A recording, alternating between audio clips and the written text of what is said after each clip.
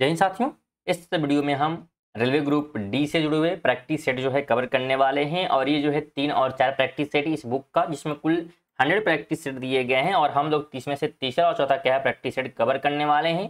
कुल 40 MCQ हैं, तो बिल्कुल वीडियो को अंत तक जरूर देखें अगर आप मन से जो है ग्रुप डी की तैयारी कर रहे हैं, क्योंकि ये सभी जो है संभावित प्रश्न हो सकते हैं प्रैक्टिस सेट के।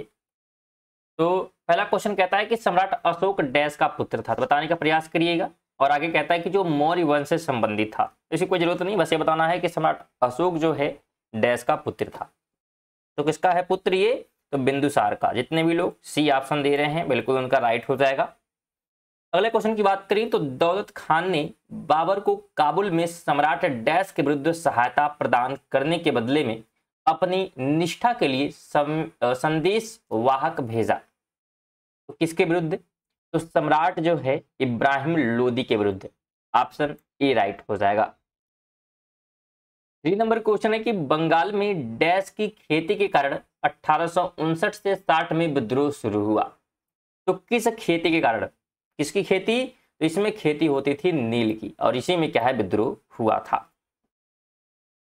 4 नंबर है कि एक बैंकिंग आउटलेट जो हफ्ते में 5 दिन और न्यूनतम डैश घंटे प्रतिदिन के लिए खुलता है। तो कितने घंटे? तो 4 घंटे के लिए खुलता है। ऑप्शन बी हो जाएगा।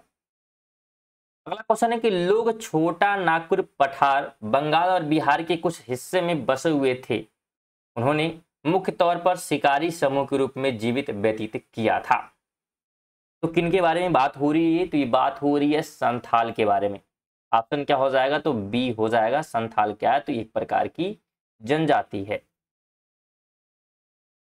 6 नंबर है कि किस राज्य ने कक्षा 1 से 5 तक तीसरी भाषा के रूप में हिंदी पढ़ाने की अनिवार्यता हटा दी है? ये अनिवार्यता जो है किस राज्य द्वारा हटाया गया है? तो ये हटाया गया है महाराष्ट्र सरकार के द्वारा। ऑप्शन नंबर बी राइट हो जाएगा। 7 है कि राष्ट्रीय ग्रामीण आजीविका मिशन निम्नलिखित में से किसकी सहायता से लागू किया गया है? इसकी सहायता से लागू हुआ? तो ये लागू हुआ है वर्ल्ड बैंक की सहायता से। ऑप्शन क्या हो जाएगा? तो बी राइट हो जाएगा। 8 नंबर क्वेश्चन है किस देश को मुख्य रूप से कम्युनिस्ट माओवादी दलों द्वारा शासित किया जाता है? तो कौन सा देश है? तो उस देश का नाम चीन है। ऑप्शन बी राइट हो जाएगा। 9 है कि रेगिस्तान मरुस्थल कहाँ स्थित है? रेगिस्तान मरुस्थल, तो रेगिस्तान मरुस्थल की बात करेंगे तो ये जो है अफगानिस्तान में है। कहां पर है? अफगानिस्तान में। नेक्स्ट क्वेश्चन है गुरु शिखर डैश के अर्बुदा पर्वत का शिखर अरावली पर्वत श्रेणी का उच्चतम बिंदु है। तो कहां के? तो ये जो है ध्यान रखिएगा राजस्थान के। ऑप्शन सी जितने भी लोग दे रहे हैं उनका राइट हो जाएगा। फ्रेंड, अगर वीडियो इन्फॉर्मेटिव लगे तो वीडियो को लाइक और शेयर जरूर करिएगा, और चैनल पर नए होंगे तो चैनल को सब्सक्राइब करिएगा। 11 की बात करते हैं तो भारत की गजल कीन है जिसे 1975 में पद्म भूषण से सम्मानित किया गया था। यहाँ पे क्वेश्चन है कि भारत की गजल क्वीन, ठीक है, यहाँ पे क्वीन है, ध्यान रखिएगा क्वीन, तो किन्हें कहा जाता है? तो बेगम अख्तर को। ऑप्शन क्या हो जाएगा? सॉरी, अख्तर को। ऑप्शन नंबर सी हो जाएगा। बेगम अख्तर को जो है भारत की गजल क्वीन कहा जाता है। 12 की बात करिए तो राजीव गांधी खेल रत्न पुरस्कार विजेता को कितने रुपए की नगद राशि दी जाती है? तो इनको जो है दी जाती है 7.5 लाख रुपए नगद दी जाती है। बी ऑप्शन राइट हो जाएगा। 13 की बात करिए तो किस निर्देशक को उनकी एनिमेशन फिल्म देसी ऊन के लिए अंतरराष्ट्रीय जूरी सम्मान मिला है? तो निर्देशक कौन है? तो उन निर्देशक के नाम की बात करते हैं तो सुरेश एरियात ही। ऑप्शन सी राइट हो जाएगा। ये भी क्या है करंट अफेयर के क्वेश्चन है, तो करंट अफेयर के क्वेश्चन भी क्या है आपके पेपर में बन जाते हैं ग्रुप डी के। तो अगर आप करंट अफेयर पढ़ना चाहते हैं तो आप उसे भी हमारे चैनल पर पढ़ सकते हैं। डेली सुबह 6 बजे जो है करंट अफेयर की वीडियो आती है। इसमें MCQ type current affair cover कराए जाते हैं। जो 5 से 6 मिनट की वीडियो होती है जरूर आप लोग उन्हें देखें, जिसमें आपके करंट अफेयर जो है तैयार हो पाएंगे। 14 की बात करें तो दक्षिण ध्रुव पर अकेले पहुंचने वाली पहली अश्वेत महिला निम्न में से कौन बन गई है? तो उस महिला की बात करेंगे तो प्रीति चंडी हैं, ऑप्शन नंबर ए राइट हो जाएगा। 15 है कि भारत सरकार ने ऑपरेशन सिंधु के तहत किस देश से भारतीय छात्रों को वापस लाने की प्रक्रिया शुरू की है। तो कहां से लाया जा रहा है ऑपरेशन सिंधु के तहत, तो ये जो है आ रहे हैं ईरान से, ऑप्शन नंबर ए राइट हो जाएगा। 16 है कि किस राज्य को देश में नगर पालिका और उपचुनाव में ई वोटिंग लागू करने वाला पहला राज्य बनने का गौरव प्राप्त होगा। तो किस राज्य को ये गौरव प्राप्त होने वाला है बताने का प्रयास करिएगा। राइट की बात करते हैं तो सी हो जाएगा। अगर आप करंट अफेयर देखते हुए आ रहे हैं रेगुलर हमारे चैनल पर तो आपको इसका आंसर जरूर पता होगा। अगला क्वेश्चन है कि भारत सरकार ने किस राज्य के रीडिया सिल्क और खासी हैंडलूम उत्पादकों को भौगोलिक संकेत जीआई टैग प्रदान किया गया है। सी जो है प्रदान किया गया है मेघालय को। किसके, तो मेघालय राज्य को, ऑप्शन नंबर डी राइट हो जाएगा। 18 नंबर है कि किस उच्च न्यायालय ने प्रदूषण से निपटने के लिए पहाड़ी क्षेत्रों, शादियों, भोजनालयों में एकल उपयोग प्लास्टिक पर प्रतिबंध लगाया है।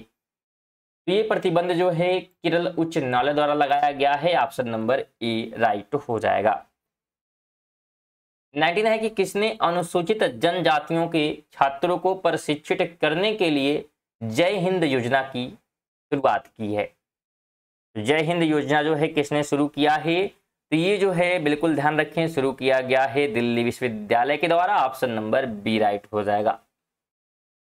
20 नंबर है कि क्यूएस वर्ल्ड यूनिवर्सिटी रैंकिंग 2026 में किस भारतीय संस्थान को सर्वश्रेष्ठ शिक्षण संस्थान चुना गया है। तो ये चुना गया है आईआईटी दिल्ली को, ऑप्शन नंबर ए राइट हो जाएगा। 21 की बात करते हैं तो चोल राजा शानदार मंदिरों के निर्माता थे जिन्होंने तंजावुर में डैश मंदिर बनवाया। तो किस चीज का मंदिर बनवाया था, तो बृहदेश्वर का मंदिर। किसका, बृहदेश्वर का, ऑप्शन नंबर डी राइट हो जाएगा। 22 है कि खानवा का युद्ध वर्ष डैश में लड़ा गया। तो कब लड़ा गया था खानवा का युद्ध बताने का प्रयास करिएगा। ऑप्शन बी हो जाएगा 1527 में लड़ा गया खानवा का युद्ध।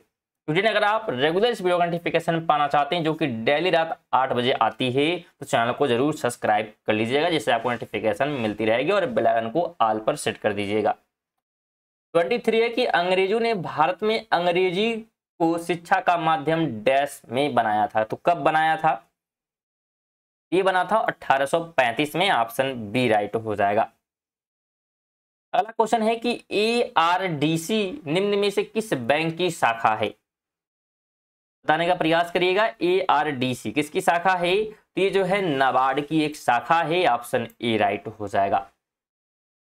25 है निम्नलिखित में से त्रिपुरा की राजधानी कौन सी है।